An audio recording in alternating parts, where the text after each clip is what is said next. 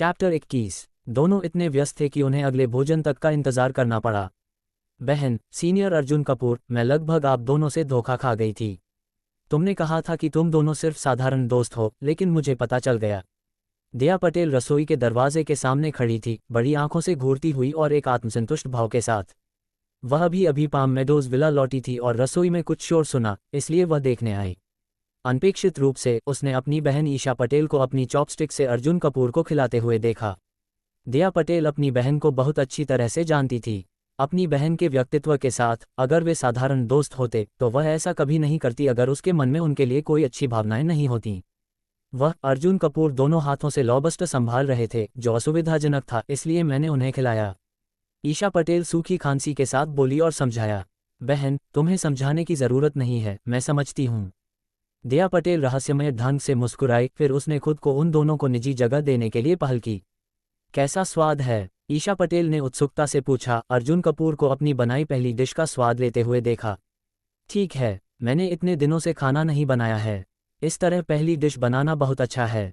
ईशा पटेल के उत्सुक भाव को देखकर अर्जुन कपूर ने शिकायत करने के विचार को दबा दिया। सच में? ईशा पटेल तुरंत उत्साहित हो गई, इसलिए वह जल्दी से दूसरी डिश बनाने लगी। अर्जुन कपूर का लॉबस्टर लगभग बन गया था और टाइफून शेल्टर लॉबस्टर आधिकारिक तौर पर पकाया जा सकता था। आधे घंटे से भी ज्यादा देर बाद अर्जुन कपूर और ईशा पटेल दोनों दो डिशें लेकर रसोई से बाहर आए। वाह! दिया पटेल कोशिश करने के लिए उत्सुक थी। मेंग, अंदाज़ा लगाओ कि कौन सी 2 डिशें मैंने बनाई हैं और कौन सी 2 डिशें अर्जुन कपूर ने बनाई हैं। ईशा पटेल ने कहा। ठीक है। दिया पटेल ने चॉपस्टिक्स उठाई, कई डिशों का स्वाद लिया और तुरंत अपना फैसला सुनाया और सभी का सही अनुमान लगाया। मेंग, तुमने इतनी सटीकता से कैसे अनुमान लगाया? ईशा पटेल ने आश्चर्य से पूछा। बहन, इन 4 डिशों में से 2 का स्वाद बहुत औसत था, लगभग मेरे जैसा, और बाकी 2 बस सबसे अच्छे टाइफून शेल्टर लॉबस्टर और कोक चिकन विंग्स थे जो मैंने कभी खाए हैं। दिया पटेल ने कहा। यह बताना बहुत आसान था। क्या इतना बड़ा अंतर है? ईशा पटेल ने आश्चर्य से चॉपस्टिक्स उठाईं और उनका भी स्वाद लिया। उसने पहले अपनी बनाई 2 डिशों का स्वाद लिया। खैर, ज्यादा अच्छा नहीं, बस खाने लायक। नतीजतन जब उसने अर्जुन कपूर द्वारा बनाए गए टाइफून शेल्टर लॉबस्टर की एक चॉपस्टिक का स्वाद चखा तो उसका भाव तुरंत फीका पड़ गया। अर्जुन कपूर, क्या आप खाना बनाने में इतने अच्छे हैं? ईशा पटेल ने अपनी खूबसूरत आंखों से अर्जुन कपूर को देखा, बेहद आश्चर्यचकित। बस ठीक है, अर्जुन कपूर ने विनम्रता से कहा। उसने अभी रसोई में इसका स्वाद चखा था। ये वास्तव में सिस्टम द्वारा दिया गया एक शीर्ष कौशल था और यह गंगा व्यू मंडप के सर्वश्रेष्ठ शेफ को भी हरा सकता था। अर्जुन कपूर, आप बहुत अच्छे हैं। ईशा पटेल ने अर्जुन कपूर को बहुत प्रशंसा से देखा। अर्जुन कपूर इतने कम उम्र के थे, लेकिन उनके पास खाना बनाने का इतना अद्भुत कौशल था। भविष्य में जो भी अर्जुन कपूर से शादी करेगा वह बहुत अच्छा समय बिताएगा। अनजाने में ईशा पटेल के दिल में अर्जुन कपूर का दर्जा फिर से बढ़ गया। ईशा पटेल के घर पर खाना खाने के बाद अर्जुन कपूर थोड़ी देर बाद चला गया। अगली सुबह सिस्टम की आवाज़ आई। डिंग! संबंध विच्छेद के 5वें दिन वर्धमान एम्पोरियम का 100% स्वामित्व इनाम। क्या वर्धमान एम्पोरियम? आज सिस्टम का इनाम अर्जुन कपूर की उम्मीदों से परे था। वर्धमान एम्पोरियम मुंबई के शीर्ष शॉपिंग सेंटरों में से एक, कई अंतर्राष्ट्रीय लग्जरी सामानों को इकट्ठा करता है और मुंबई में प्रसिद्ध है। अनपेक्षित रूप से इस बार सिस्टम ने वास्तव में पूरे वर्धमान एम्पोरियम को उसे दे दिया। वर्धमान एम्पोरियम का मूल्य लगभग 1.4 बिलियन या 1.5 बिलियन होना चाहिए। एक पल में अर्जुन कपूर की कुल संपत्ति न केवल 5 बिलियन से अधिक हो गई, बल्कि एक आश्चर्यजनक 6 बिलियन को भी पार कर गई। 5 दिनों में उसकी कुल संपत्ति 6 बिलियन से अधिक हो गई। ये गति बस अद्भुत है। अर्जुन कपूर के चेहरे पर एक संतुष्ट मुस्कान दिखाई दी। अगर वह इसी गति से जारी रखता है तो ज्यादा से ज्यादा 4 दिनों में उसकी कुल संपत्ति 10 बिलियन से अधिक हो जाएगी और वह एक अरबपति बन जाएगा। उस समय वह मुंबई के बड़े आदमियों की श्रेणी में शामिल हो जाएगा और मुंबई का सबसे कम उम्र का अरबपति बन जाएगा। इसके बारे में सोचते ही अर्जुन कपूर उत्साहित हुए बिना नहीं रह सका। अर्जुन कपूर के अनुमान के अनुसार कपूर परिवार की सभी संपत्तियां लगभग 40 से 50 बिलियन होनी चाहिए। अगर उसकी कुल संपत्ति वर्तमान दर से बढ़ती रही तो ज्यादा से ज्यादा 1 महीने में उसकी अकेले की कुल संपत्ति पूरे कपूर परिवार को पार कर सकती है। विस्मयादिबोधक चिन्ह। अगर सिस्टम को इस महीने के भीतर अपग्रेड किया जा सकता है तो 1 महीने के भीतर भी एक व्यक्ति की कुल संपत्ति कपूर परिवार को पार कर सकती है। 2 महीने से भी कम समय में अर्जुन कपूर मुंबई का नया सबसे अमीर आदमी बन जाएगा। उस समय देखते हैं कि किसे पछतावा होगा। जब अर्जुन कपूर योजना बना रहा था तभी अचानक एक अजीब फोन कॉल आया। माफ़ कीजिए, क्या यह मिस्टर अर्जुन कपूर हैं? मैं वर्धमान एम्पोरियम का पूर्व मालिक हूँ। मुझे पैसे मिल गए हैं। आपके पास ट्रांसफ़र कॉन्ट्रैक्ट पर हस्ताक्षर करने के लिए कब समय है? वर्धमान एम्पोरियम के पूर्व मालिक ने पूछा। क्या आज दोपहर 4:30 के आसपास होगा? अर्जुन कपूर ने कहा, आज दोपहर 4:30, कोई बात नहीं। दोनों पक्ष आज दोपहर 4:30 वर्धमान एम्पोरियम में ट्रांसफ़र कॉन्ट्रैक्ट पर हस्ताक्षर करने के लिए सहमत हुए। दूसरी ओर गंगा व्यू मंडप के मालिक बदलने की खबर भी फैल गई, जिससे मुंबई के कई बड़े बड़े लोग और अमीर लोग हैरान रह गए। गंगा व्यू मंडप का नया मालिक कौन है, इसके बारे में किसी को नहीं पता। कुछ समय के लिए गंगा व्यू मंडप को किसने अधिग्रहित किया, यह मुंबई के अनगिनत बड़े बड़े लोगों के ध्यान का केंद्र बन गया। दोपहर लगभग 2 बजे काले सूट, धूप का चश्मा और एक अंगरक्षक पहने एक आदमी गंगा व्यू मंडप में दाखिल हुआ। मैं आपके बॉस से मिलना चाहता हूँ। जैसे ही वह अंदर आया, धूप का चश्मा पहने आदमी सीधे मुद्दे पर आ गया। क्या हमारे बॉस से मिलें? हमारे बॉस यहाँ नहीं हैं। मैं आपके लिए क्या कर सकता हूँ? मैं गंगा व्यू मंडप का प्रबंधक हूँ। प्रबंधक अभिषेक ने आश्चर्य से पूछा। यहाँ प्रबंधक अभिषेक की आश्चर्यचकित नज़रों के सामने धूप का चश्मा पहने आदमी ने एक निमंत्रण निकाला और उसे बहुत औपचारिक तरीके से सौंप दिया। प्रबंधक अभिषेक ने निमंत्रण लिया, उसे खोला और ऐसा लगा जैसे उसकी धड़कन रुक गई हो। इस वक्त उन्हें विश्वास नहीं हो रहा था कि निमंत्रण पर किसका नाम लिखा था। चैप्टर 22। वह निमंत्रण राणा प्रताप ने भेजा था। हे भगवान, ये निमंत्रण राणा प्रताप ने भेजा था। यह अविश्वसनीय है। कृपया इसे अपने बॉस को दे दीजिए। इतना कहने के बाद धूप का चश्मा पहने आदमी चला गया और प्रबंधक अभिषेक निमंत्रण के बारे में बॉस को बताने के लिए फ़ोन करने ही वाले थे। लेकिन जैसे ही उन्होंने अपना मोबाइल फ़ोन निकाला, एक वेटर भागता हुआ आया। अरे नहीं, प्रबंधक अभिषेक, कमरा नंबर 7 में कुछ हो गया है। वेटर ने घबराहट में सूचना दी। क्या हुआ? प्रबंधक अभिषेक ने हड़बड़ी में पूछा। कमरा नंबर 7 के मेहमानों ने कहा कि आज के हमारे व्यंजन स्वादिष्ट नहीं थे और पूछा कि क्या हम जानबूझकर उन्हें निशाना बना रहे हैं, और वे कुछ तोड़ने वाले जैसे लग रहे थे। वेटर ने जवाब दिया। क्या? प्रबंधक अभिषेक ने माथे पर बल डाला। प्रबंधक अभिषेक, मुझे नहीं लगता कि ये दोनों लोग खाने के लिए आए हैं, बल्कि जानबूझकर परेशानी खड़ी करने आए हैं। वेटर ने फुसफुसाते हुए कहा। क्या वे जानबूझकर परेशानी खड़ी करने आए हैं? चलिए चलकर देखते हैं। प्रबंधक अभिषेक वेटर के पीछे पीछे कमरा नंबर 7 में आए। इस समय 2 दुबले पतले मध्यम आयु वर्ग के पुरुष कमरे में बैठे थे और उनके बगल में 4 या 5 हटे कट्टे आदमी खड़े थे, जो इन दोनों मध्यम आयु वर्ग के पुरुषों के अंगरक्षक प्रतीत हो रहे थे। माफ़ कीजिए बॉस, क्या हुआ? प्रबंधक अभिषेक ने अंदर आते ही मुस्कुराते हुए पूछा। तुम्हारे व्यंजन उतने अच्छे नहीं हैं जितने पिछली बार किसी ने हमें खाने पर बुलाया था। क्या तुम्हें लगता है कि हम आसानी से धोखा खाने वाले हैं और जानबूझकर व्यंजनों को बहुत खराब बनाते हो? सही कहा, अपने बॉस को बुलाओ और हमें स्पष्टीकरण दो, वरना हम दुकान तोड़ देंगे। दोनों मध्यम आयु वर्ग के पुरुषों ने धमकी दी। क्या? प्रबंधक अभिषेक उनके शब्दों से चकरा गए। उनके भोजन में कभी कोई समस्या नहीं हुई थी और आज का शेफ भी पहले वाला ही शेफ था। ठीक है सज्जनों, आज हमने आपके साथ अच्छा व्यवहार नहीं किया। कैसा रहेगा अगर आज हम आपको मुफ्त में भोजन करा दें? प्रबंधक अभिषेक ने एक समाधान दिया। नहीं, क्या हमें इतने कम पैसों की ज़रूरत है? सही कहा, हमें अपने बॉस को ज़रूर बुलाना चाहिए। अगर तुम्हारा बॉस नहीं आया तो हम आज दुकान तोड़ देंगे। दोनों मध्यम आयु वर्ग के पुरुष चिल्लाए। ठीक है। प्रबंधक अभिषेक बेबसी से चले गए। इस समय उन्हें और भी अधिक विश्वास हो गया था कि दोनों मध्यम आयु वर्ग के पुरुष निश्चित रूप से परेशानी खड़ी करने आए हैं और उनका मकसद उनके बॉस से मिलना है। प्रबंधक अभिषेक ने फ़ोन डायल किया और अर्जुन कपूर को बताया कि दोनों मध्यम आयु वर्ग के पुरुष जानबूझकर परेशानी खड़ी कर रहे हैं। परेशानी खड़ी कर रहे हैं। अर्जुन कपूर ने भौहें ऊपर उठाईं। इस समय सिस्टम की आवाज़ आई। डिंग। कार्य जारी। गंगा व्यू मंडप वैंगजैंग पवेलियन, जाओ और देखो कि ये दोनों मध्यम आयु वर्ग के पुरुष क्या करने वाले हैं। कार्य इनाम, एक अनुकूलित Rolls Royce Phantom, Rolls Royce Phantom. कार्य इनाम 47 अनुभव अंक। क्या? सिस्टम द्वारा भेजे गए कार्य को देखकर अर्जुन कपूर आश्चर्यचकित और सुखद आश्चर्यचकित थे। अर्जुन कपूर ने पहले ही एक और बिजनेस लग्जरी कार खरीदने की योजना बनाई थी। आखिरकार उनके विशाल गराज में अब केवल एक लैम्बोर्गिनी खड़ी है, जो बहुत खाली है। और लैम्बोर्गिनी में केवल 2 लोग बैठ सकते हैं। अगर ज़्यादा लोग होंगे तो जगह नहीं होगी। अनपेक्षित रूप से इस सिस्टम कार्य का इनाम एक रोल्स रॉयस फैंटम है और यह एक अनुकूलित मॉडल है जो साधारण रोल्स रॉयस फैंटम से कहीं अधिक महंगा है। इसके अलावा कभी कभी एक अनुकूलित रोल्स रॉयस फैंटम को पैसे से भी नहीं खरीदा जा सकता है। ठीक है, मैं जाकर देखता हूँ। अभी अभी क्लास खत्म हुई थी और अर्जुन कपूर वर्धमान एम्पोरियम जाने के लिए निकल रहे थे। अब वह रास्ता बदलकर गंगा व्यू मंडप जाकर पहले चीज़ों से निपट सकते हैं। आधे घंटे बाद अर्जुन कपूर रेस्तरां में पहुंचे। यह अनुमान लगाते हुए कि दूसरा पक्ष परेशानी खड़ी करने वाला है, अर्जुन कपूर ने रेस्तरां में आते ही 20 से ज़्यादा सुरक्षा गार्डों को इकट्ठा किया। कुछ मिनट बाद अर्जुन कपूर गंगा व्यू मंडप के सुरक्षा गार्डों के एक बड़े समूह को लेकर कमरा नंबर 7 के सामने आए। अर्जुन कपूर के अंदर जाने से पहले उन्होंने अंदर से एक उग्र आवाज़ सुनी, तुम्हारा बॉस अभी तक क्यों नहीं आया?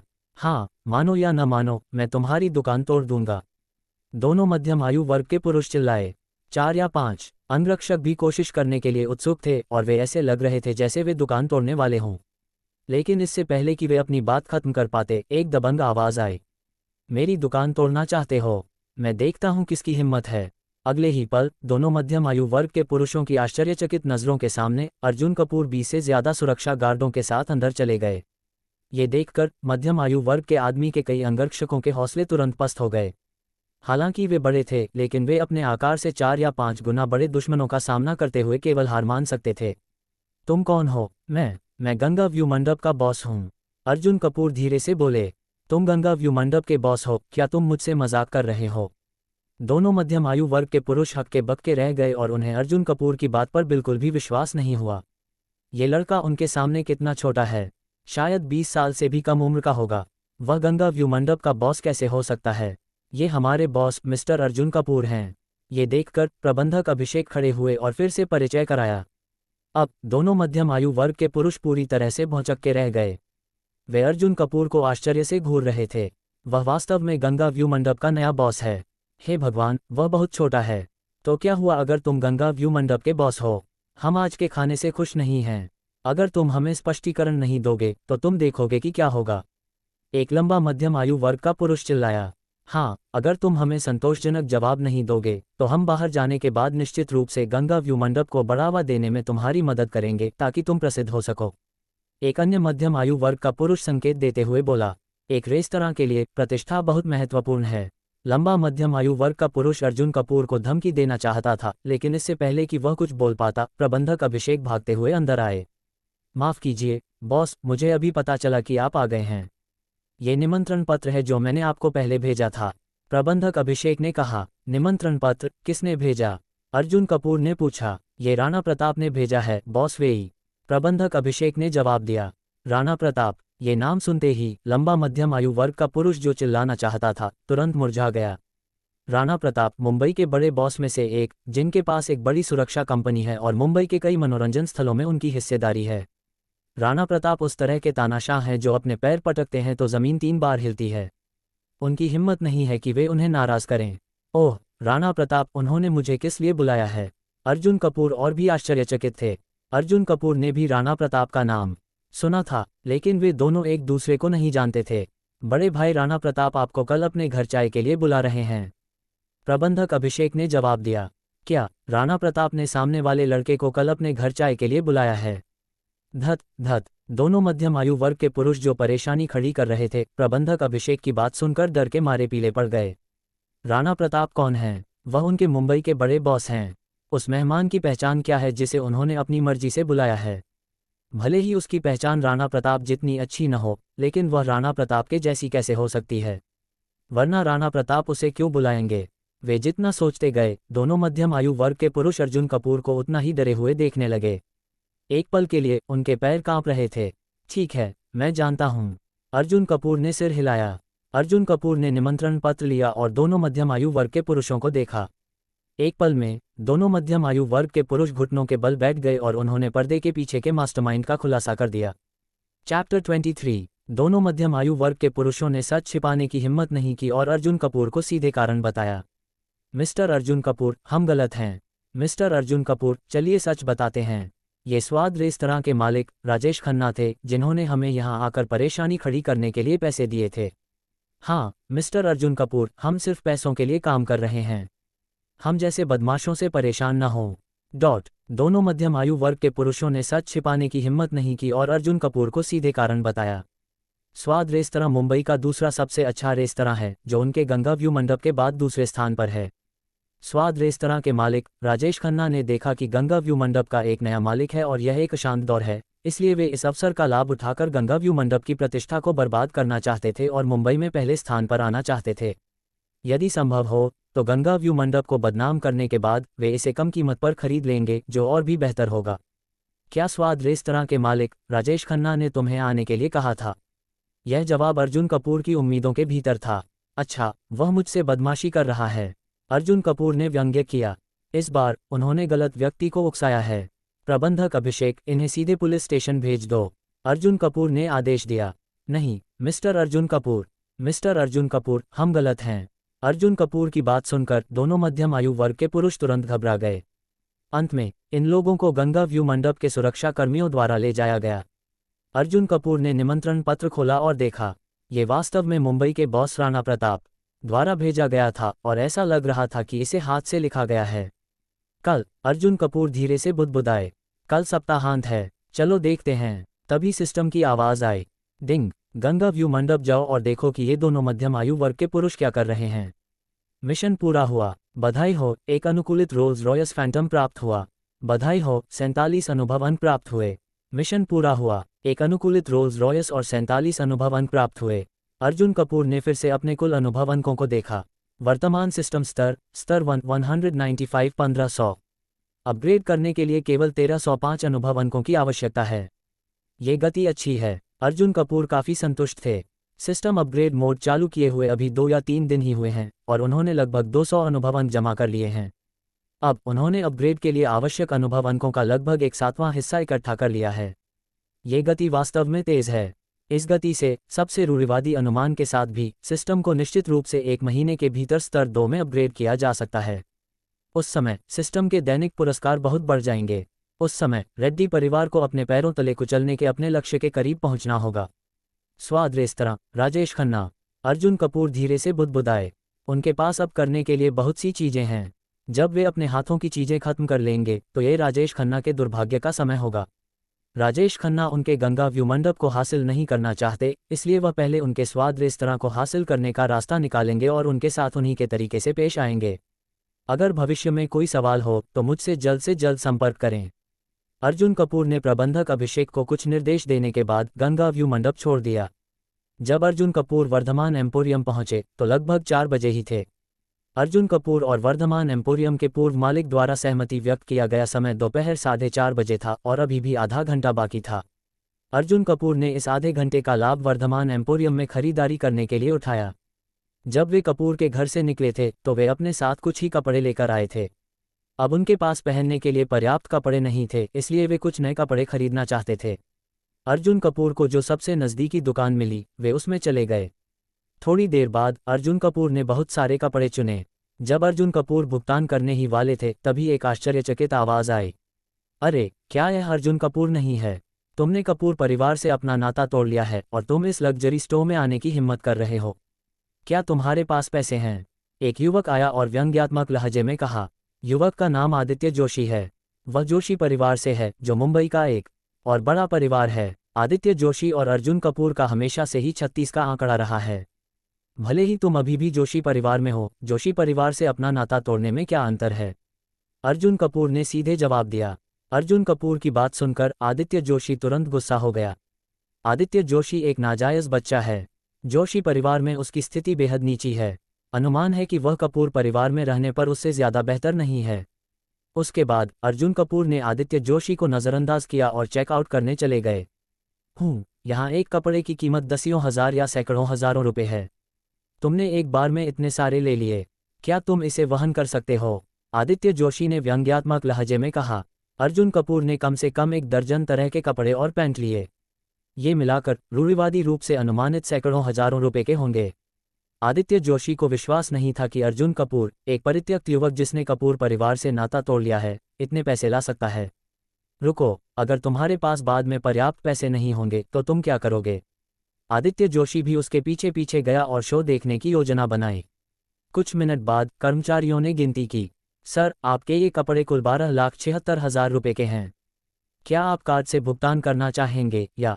कर्मचारियों ने कहा। 10 लाख से ज़्यादा। आदित्य जोशी चौंक गया। ये बहुत ज़्यादा है। कुछ कपड़ों की कीमत 10 लाख से ज़्यादा है।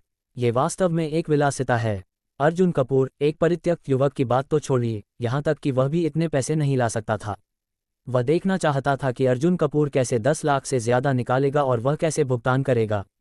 कीमत सुनकर आदित्य जोशी के आश्चर्य की तुलना में अर्जुन कपूर बहुत शांत थे, जैसे कि उन्होंने 10 लाख से ज्यादा के बजाय 100 रुपये से ज्यादा सुने हों। मुझे स्कैन करो। अर्जुन कपूर ने पेमेंट कोड खोला और अपना फ़ोन फ्रंट डेस्क पर रख दिया।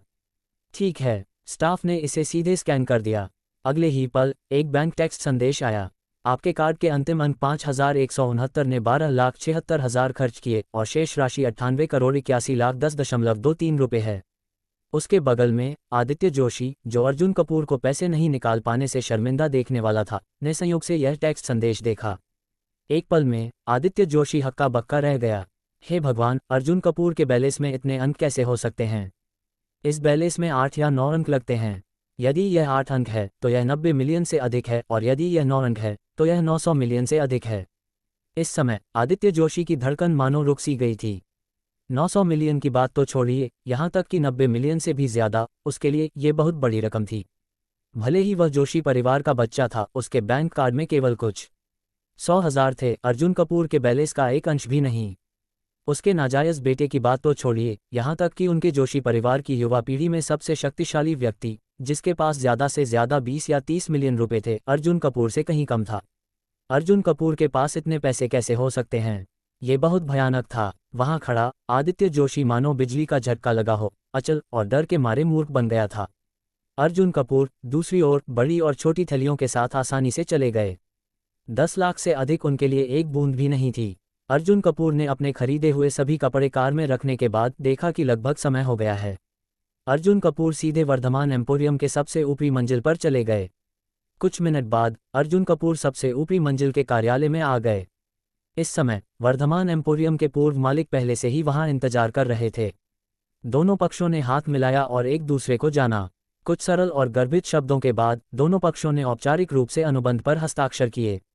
एक बार अनुबंध पर हस्ताक्षर हो जाने के बाद इस क्षण से वर्धमान एम्पोरियम मुंबई के शीर्ष शॉपिंग मॉल में से एक अर्जुन कपूर का हो गया।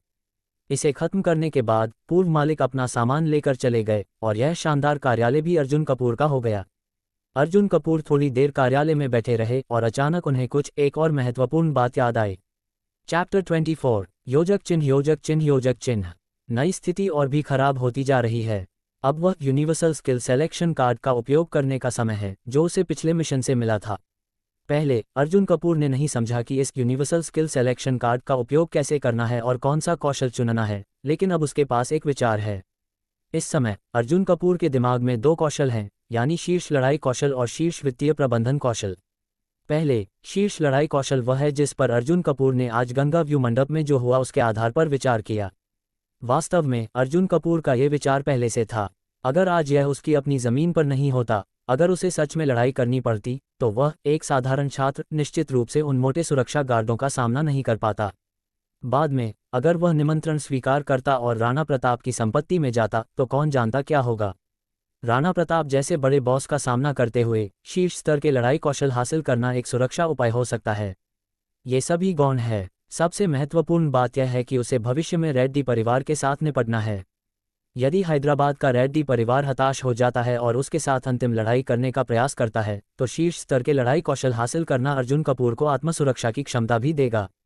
अगर भविष्य में उसे किसी खतरे का सामना करना पड़ता है, तो वह शांति से उसका सामना कर सकेगा। दूसरा शीर्ष स्तर का वित्तीय प्रबंधन कौशल है। जैसे जैसे उसकी संपत्ति बढ़ती है और उसके उद्योग बढ़ते हैं, वित्तीय प्रबंधन कौशल अधिक महत्वपूर्ण होते जा रहे हैं। आखिरकार अर्जुन कपूर सिर्फ एक साधारण दूसरे वर्ष का छात्र है और आर्थिक प्रबंधन के बारे में ज़्यादा नहीं जानता। अब तक तो ठीक है, लेकिन अगर अर्जुन कपूर के भविष्य में 10, 20 या उससे भी अधिक उद्योग हो जाते हैं, तो वह इससे निपट नहीं पाएगा। अगर शीर्ष स्तर के वित्तीय प्रबंधन कौशल की कमी हो गई तो समस्याएं हो सकती हैं, जैसे खराब प्रबंधन, कंपनी में दिवालियापन आदि। दुर्भाग्य से अर्जुन कपूर के पास वर्तमान में केवल एक यूनिवर्सल स्किल सिलेक्शन कार्ड है, इसलिए वह केवल एक कौशल चुन सकता है, दोनों नहीं। अर्जुन कपूर एक दुविधा में है। कुछ समय बाद अर्जुन कपूर को एक विचार आया। वह पहले शीर्ष लड़ाई कौशल का चयन करेगा ताकि अपनी सुरक्षा सुनिश्चित कर सके, और फिर वित्तीय प्रबंधन कौशल सीखेगा जब उसके पास मौका होगा। आखिरकार उसके पास इस समय बहुत से उद्योग नहीं हैं, तो वह इसे संभाल सकता है और उसे जल्दी नहीं है। और सिस्टम के साथ वह बाद में शीर्ष प्रबंधन कौशल नहीं मिलने की चिंता नहीं कर रहा था। निर्णय लेने के बाद अर्जुन कपूर ने सिस्टम खोला और यूनिवर्सल स्किल सिलेक्शन कार्ड ढूंढा। डिंग, कृपया चयनित कौशल का नाम दर्ज करें। सिस्टम का प्रॉम्प्ट प्रकट हुआ, शीर्ष लड़ाई कौशल। अर्जुन कपूर ने इसे दर्ज किया। डिंग, बधाई हो, आपने शीर्ष लड़ाई कौशल प्राप्त किया और आप एक शीर्ष लड़ाई के मास्टर बन गए। कुछ सेकंड बाद एक विशाल मस्तिष्क स्मृति और मांसपेशी स्मृति अर्जुन कपूर के मन और शरीर में समाहित हो गई। कुछ देर बाद अर्जुन कपूर ने धीरे धीरे अपनी आंखें खोलीं। अर्जुन कपूर ने अपनी मुट्ठियां भींची और महसूस किया कि उसकी ताकत पहले से कहीं अधिक हो गई है। अगर अर्जुन कपूर दो मध्यवर्गीय पुरुषों से फिर से मिलते हैं जो गंगा व्यू मंडप में परेशानी खड़ी कर रहे थे, तो वह बिना सांस लिए अपनी एक हाथ से उनके सुरक्षा गार्डों का सामना कर सकता है। एक शीर्ष लड़ाई के मास्टर बन जाने के बाद अर्जुन कपूर भविष्य में किसी भी खतरे का आसानी से सामना कर सकता है। ये देर हो रही थी, इसलिए अर्जुन कपूर ने कार्यालय छोड़ दिया और घर चला गया। रास्ते में अर्जुन कपूर ने गंगा व्यू मंडप के प्रबंधक अभिषेक को एक संदेश भेजा। उससे लुओ झीक्सिन, जो स्वाद रेस्टोरेंट के मालिक हैं, की व्यक्तिगत जानकारी जांचने के लिए कहा और प्रबंधक अभिषेक से अनुरोध किया कि वह इस जानकारी को एक दस्तावेज में संक्षेप करें और इसे कल रात से पहले उसे भेज दे। जैसा कि कहा जाता है, अपने आप को और दुश्मन को जानने से सभी युद्धों में विजय प्राप्त होती है। उसके बाद अर्जुन कपूर को लुओ झीक्सिन से निपटना है, इसलिए उसे पहले उसे समझना जरूरी है। समझ गया बॉस। प्रबंधक अभिषेक तुरंत कार्रवाई करने लगे। जब अर्जुन कपूर घर पहुंचा तो उसने देखा कि एक काला रोल्स रॉयस दूर से वहां खड़ी थी। ये निजी अनुकूलित रोल्स रॉयस फैंटम थी, जो अर्जुन कपूर ने हाल ही में मिशन के लिए प्राप्त की थी। अर्जुन कपूर ने कार पार्क की, उतरा और इस निजी अनुकूलित रोल्स रॉयस फैंटम के सामने जाकर थोड़ा भावुक हो गया। Arjun Kapoor Rolls Royce Phantom से बहुत अच्छी तरह परिचित हैं। जब वह पहले कपूर परिवार में था तो कपूर परिवार के कई प्रमुख लोग, जैसे कि श्री कपूर का तीसरा बेटा, रोल्स रॉयस फैंटम चला करते थे। हालांकि उनके Rolls Royce Phantom Arjun Kapoor के रोल्स रॉयस फैंटम से तुलना नहीं की जा सकती। अर्जुन कपूर का एक उनके कई में से एक को खरीद सकता है। अर्जुन कपूर ने दरवाजा खोला और अनुभव करने के लिए अंदर चले गए। एक व्यापारिक लग्जरी कार का अनुभव वास्तव में सुपर कार से अलग है। अपनी निजी अनुकूलित रोल्स रॉयस फैंटम की प्रशंसा करने के बाद अर्जुन कपूर ने विला में लौट आया। समय तेजी से गुजर रहा था। अगले सुबह सिस्टम की आवाज आई, डिंग, संबंध समाप्त करने के छठे दिन आपको एक विश्व स्तरीय काला कार्ड पुरस्कार दिया जाएगा। पहले रॉयल बैंक ऑफ भारत का एलीट काला कार्ड अब आपके विला के अध्ययन में संग्रहित है, कृपया इसकी जांच करें। सिस्टम के पुरस्कार को देखकर अर्जुन कपूर बेहद हैरान थे। उसे वास्तव में ये उम्मीद नहीं थी कि सिस्टम उसे आज पहले रॉयल बैंक ऑफ भारत का एलीट काला कार्ड पुरस्कार देगा। अर्जुन कपूर ने इस काले कार्ड का नाम सुना था। पहले रॉयल बैंक ऑफ भारत का एलीट काला कार्ड विश्व के शीर्ष काले कार्डों में से एक है और इसके अधिकांश मालिक राजपरिवार, धनवान लोग और विश्व के शीर्ष माननीय लोग होते हैं। अन्य बैंकों के काले कार्डों की तुलना में पहले रॉयल बैंक ऑफ भारत का एलीट काला कार्ड अधिक विशेष और दुर्लभ है। सबसे महत्वपूर्ण बात यह है कि यह प्रकार का काला कार्ड ऐसा नहीं है जिसे आप केवल पैसे होने पर प्राप्त कर सकें। पहले रॉयल बैंक ऑफ भारत का एलीट काला कार्ड एक आमंत्रण आधारित कार्ड है। आपको पहले समूह से निमंत्रण मिलने की आवश्यकता है ताकि आप पहले रॉयल बैंक ऑफ भारत के प्रतिष्ठित एलीट काला कार्ड के मालिक बन सकें। आप कितना भी अमीर क्यों न हो, अगर आपको आमंत्रित नहीं किया गया है तो आप इसे नहीं रख सकते हैं। पहले रॉयल बैंक ऑफ भारत ने सभी काला कार्ड उपयोगकर्ताओं को एक 24 घंटे की सेवा टीम से लैस किया है जो कार्डधारक द्वारा की गई किसी भी मांग को हल कर सकता है।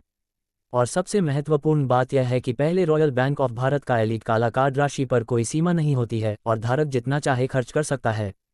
साथ ही पहले रॉयल बैंक ऑफ भारत के एलीट काला कार्ड के मालिक को वैश्विक हवाई अड्डों पर वीआईपी लाउंज ट्रीटमेंट और विश्व के शीर्ष निजी क्लबों में विशेष सुविधाएं जैसी बड़ी विशेषताओं का आनंद मिलता है, जो शीर्ष पहचान और स्थिति का प्रतीक है। अगर अर्जुन कपूर का सही अनुमान है तो वह पूरे मुंबई में पहले व्यक्ति के रूप में पहले रॉयल बैंक ऑफ भारत का एलीट काला कार्ड रखने वाला होना चाहिए। यह विशेष काला कार्ड श्री कपूर को छोड़ दें, यहां तक कि मुंबई का सबसे अमीर आदमी भी नहीं रखता। इस सिस्टम का पुरस्कार अत्यंत उदार है। इस बारे में सोचते हुए अर्जुन कपूर बेताबी होकर विला के अध्ययन में चले गए। दूर से अर्जुन कपूर ने अपनी मेज पर एक बहुत खास काले बैंक कार्ड को देखा। अर्जुन कपूर पास जाकर देखने लगे और सहसा सिसकने लगे। भारत वास्तव में अपने धनवान लोगों के लिए प्रसिद्ध है। भारत के पहले रॉयल बैंक का एलीट काला कार्ड वास्तव में अन्य काले कार्डों से भिन्न है। चैप्टर 25। भारत का पहला ब्लैक कार्ड सोने से सजा हुआ है और पूरे बैंक कार्ड के केंद्र में एक प्राकृतिक हीरा है। अन्य बातों को छोड़ दें, सोना और प्राकृतिक हीरा ही बहुत कीमती हैं। लेकिन भारत के पहले ब्लैक कार्ड द्वारा दर्शाए गए सोने की मात्रा की तुलना में ये सोना और हीरे बिल्कुल भी मायने नहीं रखते। अर्जुन कपूर को आज सिस्टम का इनाम बहुत पसंद आया। जब अर्जुन कपूर भारत के पहले ब्लैक कार्ड का अध्ययन कर रहे थे, दूसरी तरफ अंबानी समूह में विक्रम सिंह, अंबानी समूह के दूसरे सबसे बड़े शेयरधारक, ने अंबानी समूह के सबसे बड़े शेयरधारक यानी अंबानी समूह के वास्तविक नियंत्रक अजय शर्मा को पाया। मिस्टर फैंग, आप अचानक मुझसे मिलने क्यों आए? अचानक आए विक्रम सिंह का सामना करते हुए अजय शर्मा ने दूरी का भाव रखते हुए पूछा। कंपनी के शीर्ष 2 शेयरधारकों के रूप में दोनों स्वाभाविक रूप से अच्छे नहीं बनते हैं, खासकर जब विक्रम सिंह ने गुप्त रूप से कंपनी के छोटे शेयरधारकों के शेयर खरीदे और सबसे बड़े शेयरधारक के रूप में उनकी जगह हथियाने की कोशिश की। मिस्टर जियांग, मैं आपसे हाथ मिलाना चाहता हूं ताकि तीसरे सबसे बड़े शेयरधारक अर्जुन कपूर को कंपनी के सभी पदों से हटाया जा सके और फिर उसे बाहर निकाल दिया जाए। विक्रम सिंह के स्वर में अर्जुन कपूर के प्रति बहुत गुस्सा था। इससे पहले स्वाद ब्रांड्स के मिस्टर संजय देशमुख ने किसी को विशेष रूप से उन्हें अंबानी समूह को नियंत्रित करने और अंबानी समूह को पटेल समूह के साथ सहयोग न करने का निर्देश देने के लिए भेजा था। नतीजतन इस अर्जुन कपूर ने गड़बड़ कर दी और वास्तव में पटेल समूह और उनके अंबानी समूह को एक दीर्घकालिक सहयोग समझौते पर हस्ताक्षर करने दिया। इससे मिस्टर संजय देशमुख का गुस्सा भड़क गया और मिस्टर संजय देशमुख ने उन्हें डांटा। बाद में मिस्टर संजय देशमुख ने उनसे इस अवज्ञाकारी अर्जुन कपूर को सबक सिखाने के लिए कहा। इसलिए विक्रम सिंह ने अपना चेहरा एक तरफ रख दिया और अपने प्रतिद्वंद्वी अजय शर्मा से सक्रिय रूप से पूछा। उन्हें उम्मीद थी कि दोनों पक्ष एक समझौते पर पहुंच सकते हैं और अर्जुन कपूर को एक साथ कंपनी से बाहर निकाल सकते हैं। जब तक उनके अंबानी समूह के पहले और दूसरे सबसे बड़े शेयरधारक सेना में शामिल होते हैं, साथ ही कुछ छोटे शेयरधारक, वे निश्चित रूप से इसे आसानी से कर सकते हैं। अर्जुन कपूर को कंपनी से बाहर निकाल दें। अजय शर्मा विक्रम सिंह के अनुरोध से बेहद आश्चर्यचकित थे। जब तक राष्ट्रपति अजय शर्मा मेरे साथ सहयोग करने के लिए सहमत होते हैं, मैं भविष्य में कंपनी में राष्ट्रपति अजय शर्मा के निर्देशों का पालन करूंगा। मैं राष्ट्रपति अजय शर्मा का बहुत बड़ा एहसानमंद हूं। विक्रम सिंह ने अपना रुख नरम किया और अजय शर्मा से मदद मांगी। अंत में विक्रम सिंह के आश्वासनों और अच्छे शब्दों के साथ अजय शर्मा सहमत हो गए। हम कल इस मामले से निपटने के लिए बोर्ड की बैठक करेंगे। अजय शर्मा बोले, धन्यवाद राष्ट्रपति अजय शर्मा। विक्रम सिंह विशेष रूप से खुशी से मुस्कुराए। अर्जुन कपूर को कंपनी से बाहर निकालकर वह निश्चित रूप से राष्ट्रपति संजय देशमुख को संतुष्ट करेंगे और यहां तक कि उनकी सराहना भी प्राप्त करेंगे। राष्ट्रपति संजय देशमुख के समर्थन से उनके लिए अजय शर्मा की जगह लेना आसान नहीं होगा। उन्होंने सिर्फ अजय शर्मा को एक बंदूक के रूप में इस्तेमाल किया।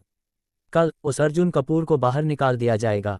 उससे और स्वाद ब्रांड्स का अपमान करने की हिम्मत तुम्हें यही मिलना चाहिए। विक्रम सिंह संतुष्टि के साथ चले गए।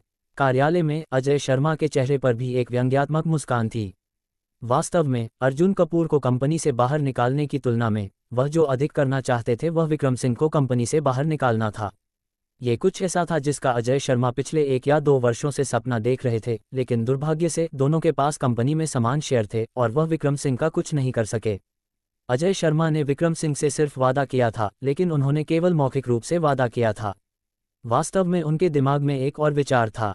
चूंकि विक्रम सिंह अर्जुन कपूर को निशाना बनाना चाहता था, तो क्या वह अर्जुन कपूर के साथ मिलकर विक्रम सिंह को कंपनी से बाहर निकाल सकता है? यह असंभव नहीं है। बेशक शर्त यह है कि कंपनी के तीसरे सबसे बड़े शेयरधारक अर्जुन कपूर में कुछ ताकत और साहस हो। अगर अर्जुन कपूर में वह ताकत नहीं है, तो वह अर्जुन कपूर से माफ़ी ही मांग सकते हैं।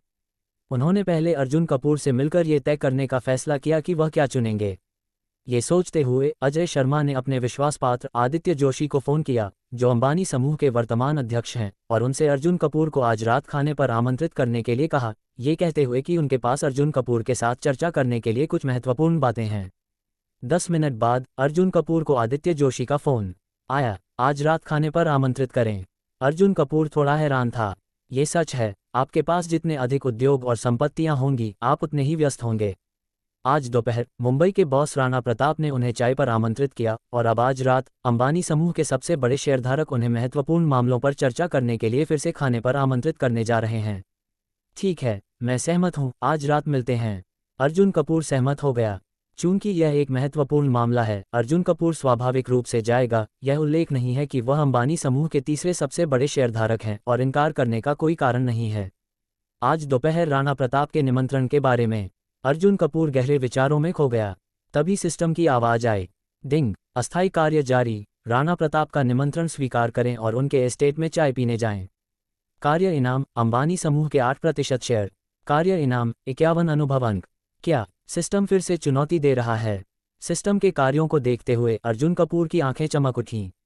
अब उनके पास राणा प्रताप के निमंत्रण को अस्वीकार करने का कोई कारण नहीं था। और क्या है, उन्होंने कल ही शीर्ष स्तर की लड़ाई कौशल हासिल की थी, इसलिए भले ही वह जाते उन्हें किसी दुर्घटना की चिंता नहीं करनी पड़ती।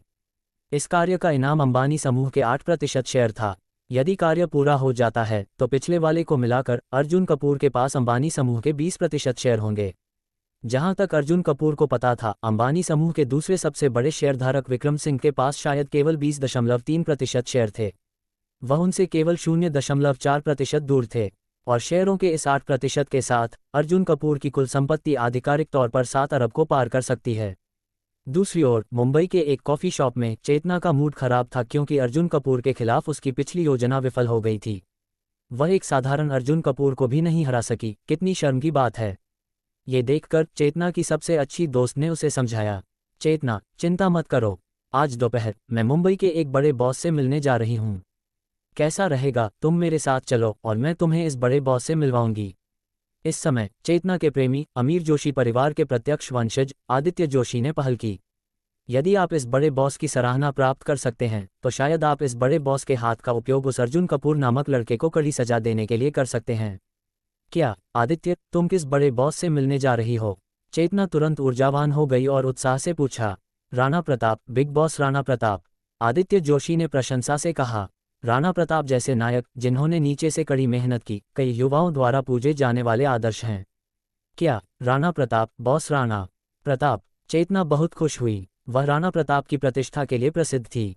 वास्तव में, जैसा कि आदित्य जोशी ने कहा, अगर वह बॉस राणा प्रताप द्वारा सराही जा सकती है, अर्जुन कपूर से निपटने की बात तो दूर, चैन परिवार की युवा पीढ़ी के बीच भी उसकी स्थिति बहुत बेहतर हो जाएगी।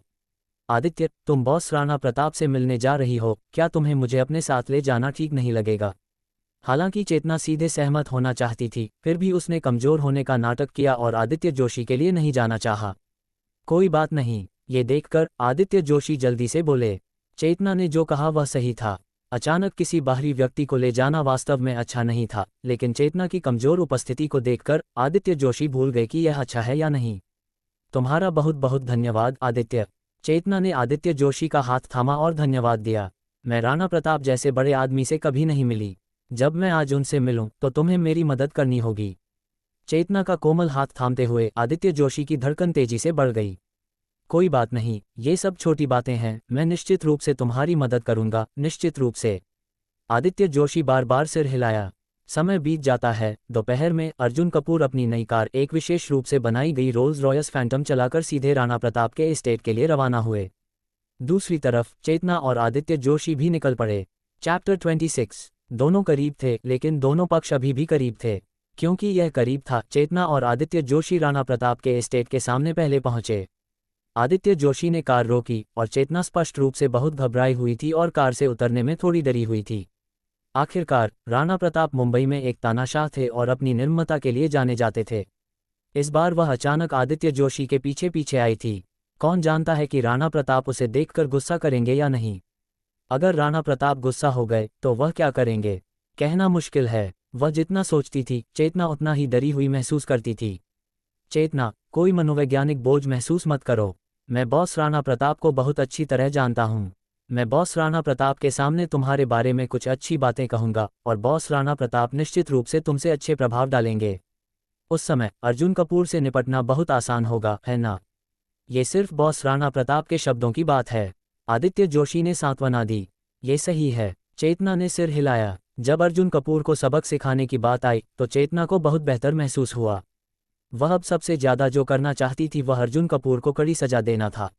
अगर वह अर्जुन कपूर को कड़ी सजा दे सकती है, अर्जुन कपूर को घुटने टेककर परिवार के सामने अपनी गलतियां स्वीकार करने दे और हैदराबाद रेड्डी परिवार की बेटी से शादी कर ले, तो उसके दादाजी निश्चित रूप से उसे नई नज़र से देखेंगे और कपूर परिवार में उसे अधिक शक्ति देंगे ताकि उसका भविष्य और उज्जवल हो सके। अर्जुन कपूर आगे बढ़ने के लिए उसका पत्थर था और उसे उससे निपटना ही होगा।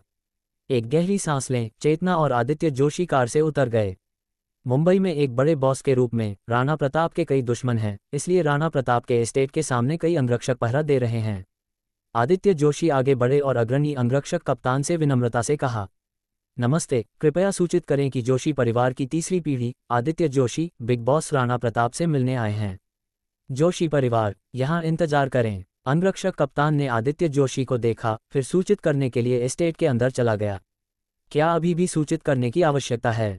चेतना थोड़ी निराश हुई। उसने सोचा कि आदित्य जोशी अंदर जाकर सीधे बिग बॉस राणा प्रताप को देख सकते हैं। सूचित करना सिर्फ एक प्रक्रिया है। बिग बॉस राणा प्रताप निश्चित रूप से मुझसे मिलेंगे, आदित्य जोशी ने आत्मविश्वास से कहा। जब आदित्य जोशी और चेतना इंतजार कर रहे थे, एक बिल्कुल नई रोल्स रॉयस फैंटम धीरे धीरे उनके बगल में रुक गई। फिर एक व्यक्ति जिसकी चेतना ने कभी उम्मीद नहीं की थी, रोल्स रॉयस फैंटम से शान से उतरा। अर्जुन कपूर यहाँ है। एक नई रोल्स रॉयस फैंटम। चेतना ने आश्चर्य से अर्जुन कपूर की नई कार को देखा और ईर्ष्या से भर गई। उनके कपूर परिवार में केवल कुछ चाचा ही इस स्तर की लग्जरी कारों के मालिक हो सकते थे और उनके लिए, युवा पीढ़ी के लिए, उनके पास होना असंभव था। अनपेक्षित रूप से अपने कपूर परिवार से संबंध तोड़ने के बाद अर्जुन कपूर न केवल अधिक कंगाल और गरीब नहीं हुआ, बल्कि इसके बजाय आसमान छू गया। करोड़ों की पटेक फिलिप पहने हुए और करोड़ों की रोल्स रॉयस चला रहा था। यह उनके कपूर परिवार के युवा पीढ़ी के पहले व्यक्ति अर्जुन कपूर के जीवन से भी बेहतर है। एक बेकार आदमी जो गिगोलो खाता है।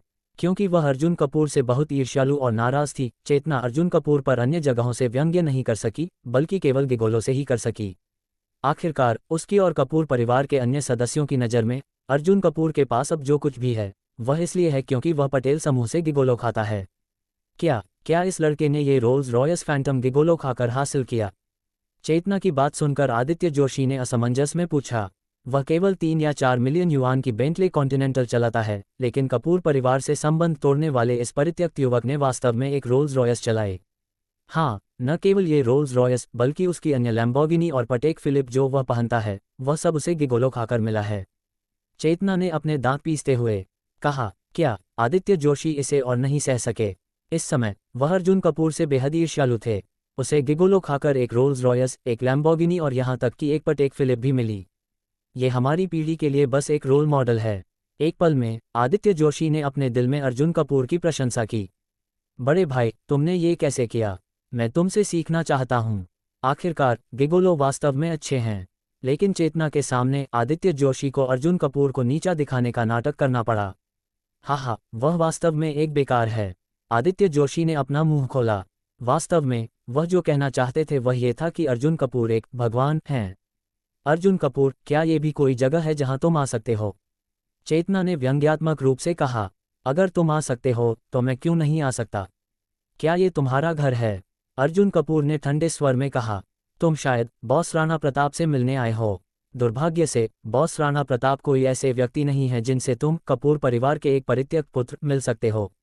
चेतना को खुश करने के लिए आदित्य जोशी भी गूंजे। सच कहूं तो आदित्य और बॉस राणा प्रताप एक दूसरे को लंबे समय से जानते हैं। अब वे परिवार के अंगरक्षक रिपोर्ट करने के लिए अंदर गए हैं। हम थोड़ी देर में बॉस राणा प्रताप से मिल सकेंगे और तुम, अर्जुन कपूर, केवल गेट के सामने दयनीय रूप से खड़े रह सकते हो और कभी अंदर नहीं जा पाओगे। चेतना ने गर्व से कहा। तभी अंगरक्षकों का कप्तान, जो अभी रिपोर्ट करने के लिए अंदर गया था, वापस आ गया। देखो अर्जुन कपूर, हम अंदर जाने वाले हैं। चेतना ने अपने कपड़े ठीक किए, आदित्य जोशी का हाथ थामा और राणा प्रताप के एस्टेट में प्रवेश करने की तैयारी की। हमारे बॉस ने कहा कि आज उनके पास महत्वपूर्ण काम है और वह किसी मेहमान से नहीं मिलेंगे। हालांकि अंगरक्षक कप्तान के शब्दों ने चेतना और आदित्य जोशी को हक्का बक्का कर दिया। कोई मेहमान नहीं दिख रहा। वे नहीं देख सकते, बॉस राणा प्रताप को नहीं देख सकते। आदित्य जोशी स्तब्ध रह गए और चेतना का चेहरा लाल हो गया, बेहद शर्मिंदा। उसने अभी अर्जुन कपूर के सामने दिखावा करना समाप्त किया था और परिणाम ये था। हम अंदर नहीं जा सकते, हम बॉस राणा प्रताप को नहीं देख सकते और अर्जुन कपूर भी उन्हें नहीं देख सकता। चेतना ने अपने दिल में खुद को सांत्वना दी। उसके बगल में अर्जुन कपूर आगे बढ़ा और अंगरक्षक कप्तान के सामने भी आ गया। मैं राणा प्रताप, बॉस राणा प्रताप से मिलना चाहता हूँ, अर्जुन कपूर ने कहा। अर्जुन कपूर की बात सुनकर अंगरक्षक कप्तान तुरंत अधीर हो गया। क्या उसने अभी नहीं कहा था कि उनके बॉस आज किसी मेहमान से नहीं मिलेंगे? इस लड़के के कान, क्या ये परेशानी मोल लेना और डांट मांगना नहीं है? उसके बगल में चेतना ने खुशी से बड़बड़ाया। अर्जुन कपूर को अंगरक्षक कप्तान द्वारा भगाए जाने का इंतजार कर रही थी। अंगरक्षक कप्तान अर्जुन कपूर को डांटने ही वाला था, लेकिन इससे पहले कि वह कुछ कह पाता, अर्जुन कपूर ने अपनी जेब से एक निमंत्रण निकाला और उसे सौंप दिया। अंगरक्षक कप्तान ने निमंत्रण लिया और उसका चेहरा तुरंत बदल गया। क्या ये तुम हो? अर्जुन कपूर के प्रति अंगरक्षक कप्तान का रवैया तुरंत बेहद सम्मानजनक हो गया। कृपया। अगले ही पल चेतना और आदित्य जोशी की आश्चर्यचकित नज़रों के सामने अंगरक्षक कप्तान ने अर्जुन कपूर को सम्मानपूर्वक अंदर आमंत्रित किया। चैप्टर 27। दोनों बहुत व्यस्त थे और दोनों बहुत व्यस्त थे। ये कैसे हो सकता है? अर्जुन कपूर अंदर कैसे गया? क्या अंगरक्षक कप्तान ने अभी नहीं कहा था कि राणा प्रताप के पास आज महत्वपूर्ण काम है और वह किसी मेहमान से नहीं मिलेंगे? अर्जुन कपूर अब अंदर कैसे गया और वे दयनीय रूप से गेट पर ही रोक दिए गए। राणा प्रताप बॉस से मिलने की बात तो दूर, वे उनके एस्टेट में भी नहीं घुस सके।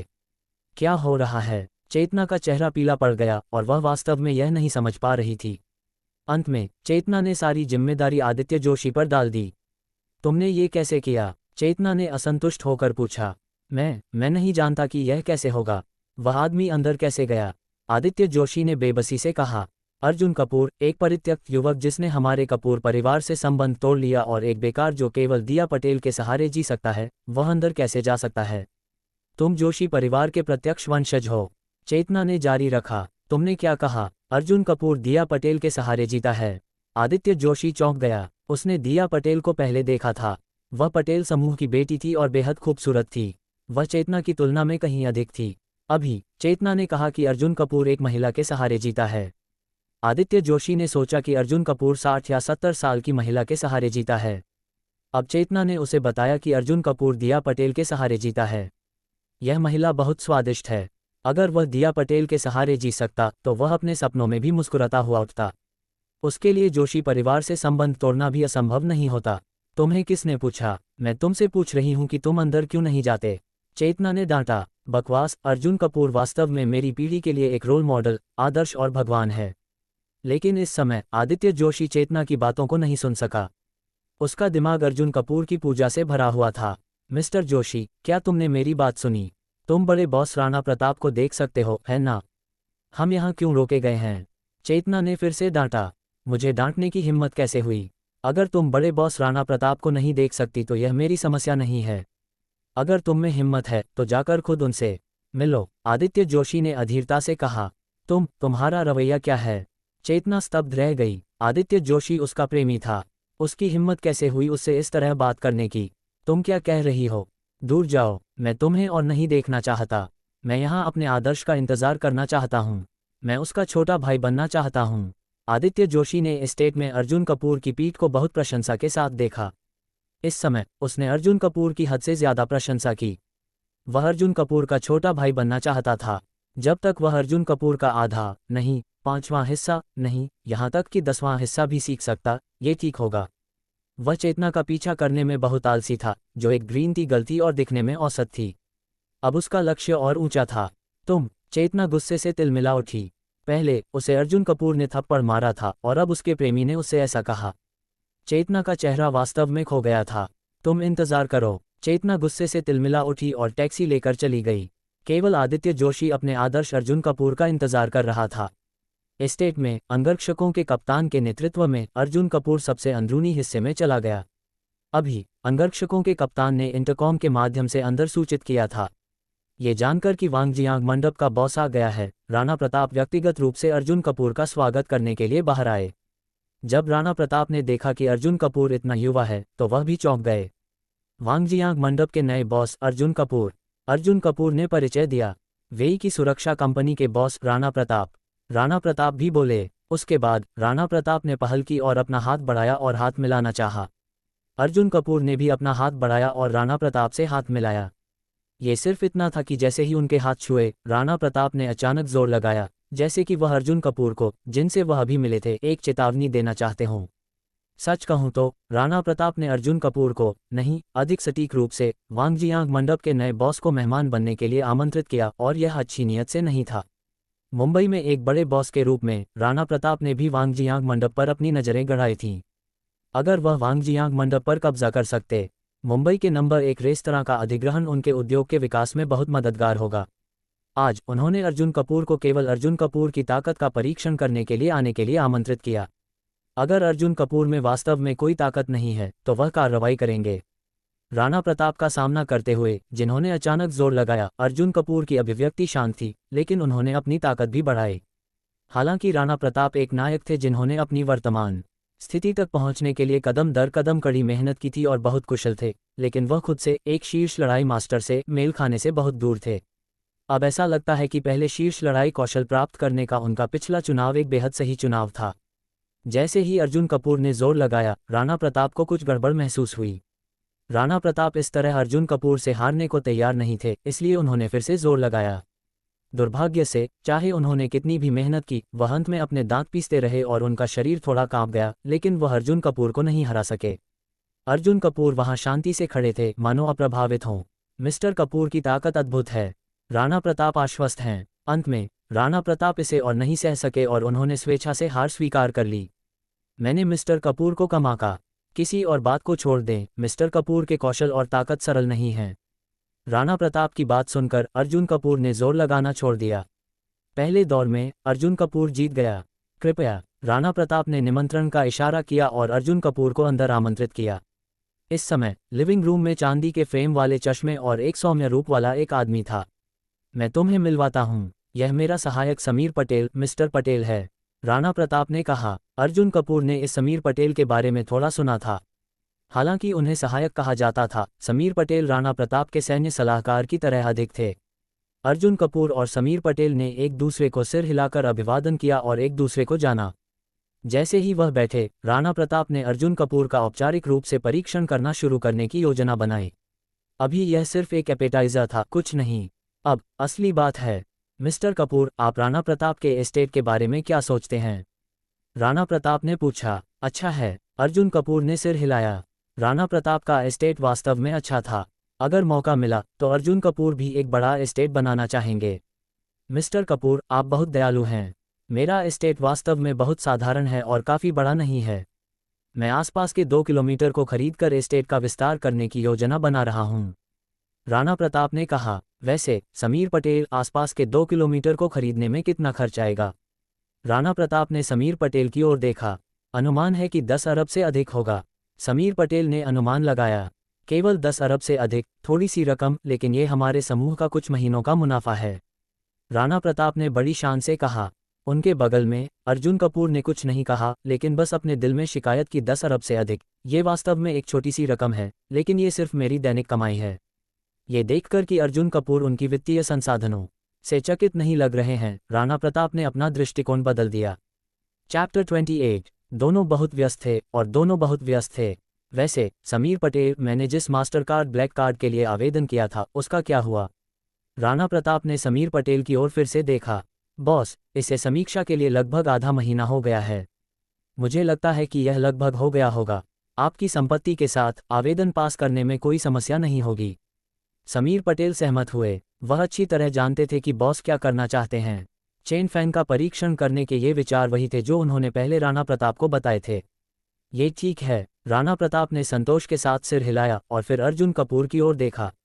मिस्टर कपूर, क्या आपने मास्टर कार्ड ब्लैक कार्ड के लिए आवेदन किया है? लेकिन इससे पहले कि अर्जुन कपूर जवाब दे पाते, उनका सेल फोन अचानक बज उठा। अर्जुन कपूर ने देखा कि यह एक अपरिचित नंबर है और उन्होंने आश्चर्य से फोन उठाया। माफ़ कीजिए, क्या यह मिस्टर अर्जुन कपूर हैं? दूसरी तरफ से एक मध्यम आयु वर्ग के आदमी की आवाज़ आई।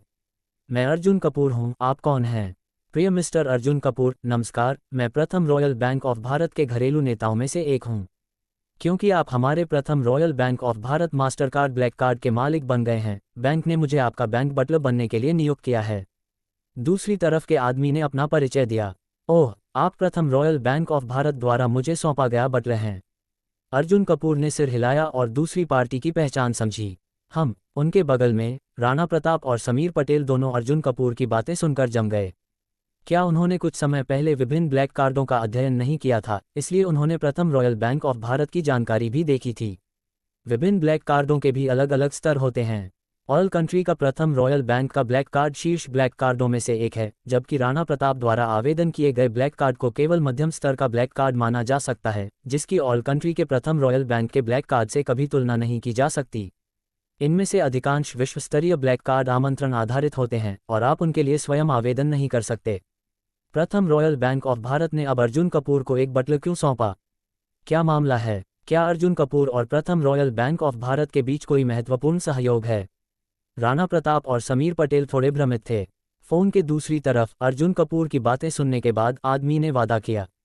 जी हाँ मिस्टर कपूर, यदि आपके कोई निर्देश हों तो आप मुझसे किसी भी समय संपर्क कर सकते हैं। जब तक आप कहेंगे, हमारा बैंक आपकी किसी भी आवश्यकता को पूरा करने के लिए अपनी पूरी कोशिश करेगा। अर्जुन कपूर ने दूसरी पार्टी के साथ संक्षिप्त बातचीत करने के बाद फोन काट दिया। ये देखकर राणा प्रताप पूछने के लिए इंतजार नहीं कर सके। मिस्टर कपूर, प्रथम रॉयल बैंक ऑफ भारत के साथ आपका क्या संबंध है? उन्होंने आपको एक बटलर क्यों सौंपा? क्योंकि मैं सिर्फ प्रथम रॉयल बैंक ऑफ भारत का एक ब्लैक कार्ड उपयोग करता हूं, कुछ खास नहीं। अर्जुन कपूर ने शांति से उत्तर दिया। क्या? राणा प्रताप तुरंत अपनी कुर्सी से खड़े हो गए। उनके बगल में यहाँ तक कि समीर पटेल, जो हमेशा बहुत शांत रहते थे, इस समय हक्के बक्के रह गए। मिस्टर कपूर प्रथम रॉयल बैंक ऑफ भारत के ब्लैक कार्ड उपयोग करता है? राणा प्रताप बेहद आश्चर्यचकित थे। क्या इसे अभी भी कोई विशेष कारण नहीं कहा जाता है? ये बहुत खास है। उनके पूरे जोंघाई प्रांत में जियांगजो शहर को तो छोड़ ही दें, शायद प्रथम रॉयल बैंक ऑफ भारत का एक भी ब्लैक कार्ड उपयोग करता न हो। लेकिन अब मिस्टर कपूर ने खुद को बताया कि वह प्रथम रॉयल बैंक ऑफ भारत के ब्लैक कार्ड उपयोग करता है।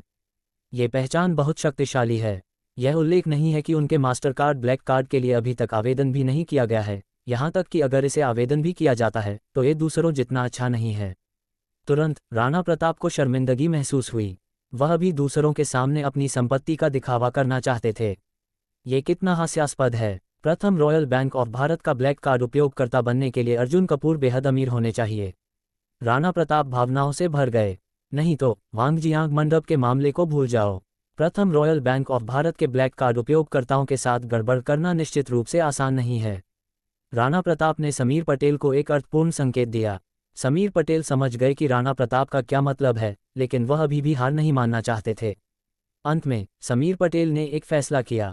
वह अर्जुन कपूर को एक आखिरी बार परखना चाहते थे। अगर परीक्षण से पता चला कि अर्जुन कपूर की ताकत वास्तव में भयानक थी, तो वे हार मान लेंगे।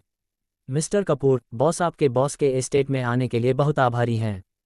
क्या मैं पूछ सकता हूं कि मिस्टर कपूर कहाँ रहते हैं? अगली बार हम मिस्टर कपूर से भी मिलेंगे, समीर पटेल ने विनम्रता से पूछा। स्वाभाविक रूप से उनकी हिम्मत नहीं हुई कि वह अर्जुन कपूर से सीधे उनकी ताकत और उनके पास कितना पैसा है इसके बारे में पूछें, इसलिए वह केवल एक तरफ से हम देख सकते हैं कि कोई व्यक्ति कहाँ रहता है, इससे बहुत सी बातें पता चलती हैं। मैं यूजिंग विला के विला नंबर 8 में रहता हूँ, अर्जुन कपूर ने लापरवाही से उत्तर दिया। यूजिंग विला का विला नंबर 8? राणा प्रताप और समीर पटेल के चेहरे बुरी तरह बदल गए। उन्होंने सुना था कि यूजिंग विला के विला नंबर 8 का मालिक एक बेहद रहस्यमयी बड़ा आदमी था। अनपेक्षित रूप से रहस्यमयी बड़ा आदमी उनके सामने मिस्टर कपूर थे। बहुत बढ़िया, मिस्टर कपूर वास्तव में यूजिंग विला में रहते हैं। वह वास्तव में कम उम्र के और होनहार हैं। मैं उनकी बहुत प्रशंसा करता हूँ। समीर पटेल खड़े हो गए और सम्मानपूर्वक कहा। इस समय उनके मन में अर्जुन कपूर को परखने का कोई विचार नहीं रह गया था। यूजिंग विला के विला नंबर 8 के मालिक, जिनके पास प्रथम रॉयल बैंक ऑफ भारत का ब्लैक कार्ड था, वह ऐसे व्यक्ति नहीं थे जिनका परीक्षण करने के लिए वह योग्य थे। मिस्टर कपूर अद्भुत हैं। राणा प्रताप मदद नहीं कर सके, लेकिन बोले। यहाँ तक कि उन्हें अर्जुन कपूर की 2 पहचानों से ईर्ष्या हो रही थी। इस समय राणा प्रताप की हिम्मत नहीं हुई कि वह अर्जुन कपूर को नीचा दिखाए। राणा प्रताप ने व्यक्तिगत रूप से अर्जुन कपूर के लिए चाय डाली। अब कोई बड़ा बॉस रवैया नहीं दिखाया, जैसे कि वह अर्जुन कपूर के साथ बराबरी के स्तर पर दोस्ती करना चाहते हों। अचानक सिस्टम की आवाज आई। डिंग। राणा प्रताप के निमंत्रण को स्वीकार करें और उनके एस्टेट में चाय पीने जाएं। बधाई हो, अंबानी समूह के 8% शेयर प्राप्त हुए। शेयर खरीद अनुबंध आपके विला के अध्ययन में रखा गया है, कृपया इसे देखें। बधाई हो, 51 अनुभव अंक प्राप्त हुए। कार्य पूरा हो गया है और अंबानी समूह के 8% शेयर सफलतापूर्वक प्राप्त हो गए हैं। इस समय अर्जुन कपूर के पास पहले से ही अंबानी समूह के 20% शेयर हैं और अंबानी समूह का 5वां हिस्सा अर्जुन कपूर का है। कार्य पूरा होने के साथ अर्जुन कपूर की कुल संपत्ति भी सफलतापूर्वक 7 अरब के आंकड़े को पार कर गई है। अर्जुन कपूर के अरबपति बनने में अब ज़्यादा देर नहीं है। उसके बाद अर्जुन कपूर ने राणा प्रताप के साथ थोड़ी देर बातचीत की और राणा प्रताप ने भी अर्जुन कपूर को आज रात अपने यहाँ रात का खाना खाने के लिए गर्मजोशी से आमंत्रित किया। माफ़ कीजिए बॉस राणा प्रताप, मेरी आज रात दूसरी योजनाएं हैं। अर्जुन कपूर ने माफ़ी मांगी। उन्हें आज रात अंबानी समूह के सबसे बड़े शेयरधारक अजय शर्मा से मिलना था। दूसरी पार्टी को उनसे किसी महत्वपूर्ण बात पर बात करनी थी। ये बहुत दुर्भाग्यपूर्ण है। अगली बार मैं मिस्टर कपूर को यहाँ रात के खाने पर आमंत्रित करूंगा। मुझे उम्मीद है कि मिस्टर कपूर अगली बार मना नहीं करेंगे। राणा प्रताप ने थोड़े निराश होकर कहा। जब अर्जुन कपूर जाने वाले थे तो राणा प्रताप ने स्वेच्छा से अर्जुन कपूर की संपर्क जानकारी ले ली। राणा प्रताप अभी भी जियांगजोऊ में शक्तिशाली हैं। यदि मिस्टर कपूर को भविष्य में किसी चीज़ की आवश्यकता हो तो आप मुझसे संपर्क कर सकते हैं। राणा प्रताप ने जानबूझकर अर्जुन कपूर के प्रति सद्भावना दिखाई, जाहिर तौर पर दोस्ती करना और अर्जुन कपूर के करीब आना चाहते थे। धन्यवाद बॉस राणा प्रताप। चूंकि वह इतने विनम्र थे, अर्जुन कपूर को स्वाभाविक रूप से विनम्र होना पड़ा। एक जियांगजोऊ बॉस के प्रभाव को कम मत समझो। अंत में राणा प्रताप ने व्यक्तिगत रूप से अर्जुन कपूर को एस्टेट से बाहर भेजा। जैसे ही अर्जुन कपूर एस्टेट के गेट से बाहर निकले, अचानक एक काली छाया उन पर झपटी। चैप्टर 29। दोनों बहुत गुस्से में थे और आपस में लड़ रहे थे। जैसे ही अर्जुन कपूर और राणा प्रताप ने सोचा कि वे कुछ हथियारों से भिड़ गए हैं और खतरे में हैं, एक मज़ेदार दृश्य हुआ। आदर्श, मेरे आदर्श, आखिरकार मैंने तुम्हें देख लिया। काली छाया जो झपटी सीधे जमीन पर गिर गई, अर्जुन कपूर की जान को गले लगाया और उत्साह से बोली। अर्जुन कपूर की जान को गले लगाने वाले मोटे व्यक्ति को स्पष्ट रूप से देखने के बाद राणा प्रताप बोले, आदित्य जोशी। नमस्ते बॉस राणा प्रताप। आदित्य जोशी ने राणा प्रताप को नमस्कार करने के लिए अपना सिर घुमाया, लेकिन फिर भी अर्जुन कपूर की जान को गले लगाए रहा। आदित्य जोशी, क्या तुम अमीर जोशी परिवार से हो? अर्जुन कपूर ने आदित्य जोशी को देखा।